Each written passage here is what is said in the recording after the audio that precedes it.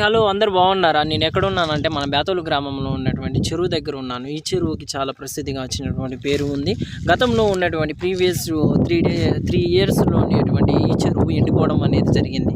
ఎందుకైనా మంచిదని ఈ సంవత్సరం కూడా ఎండిపోద్దామని, ఎందుకైనా మంచిది ముందే మీకు వీడియో చేసి పెడదామని అనుకున్నాను.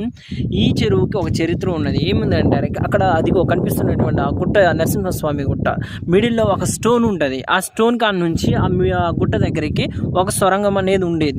ఆ స్టోన్ కాడికి బేతోల్లో ఉన్నటువంటి రాజుగారి గుట్ట కాడ నుంచి రాజులు ఇక్కడికి వచ్చి ఆ సొరంగం నుంచి ఆ స్టోన్ కింద నుంచి ఆడదాకి వెళ్ళి దర్శించేటోళ్ళు. అప్పుడు పూర్వంలో చెప్పుకునేటోళ్ళు. ఏదేమైనా కానీ ఈ చరిత్ర అనేది నాకు తెలిసినది కొంచెము. ఇక్కడ ప్రసిద్ధిగా వచ్చినటువంటి కనకదుర్గమ్మ తల్లి టెంపుల్ అనేది బాగా ఫెస్టివల్ ఎవ్రీ ఇయర్ కూడా జరగడం అనేది జరుగుతుంది. దానిని బండ్ల పండగ అని అంటారు.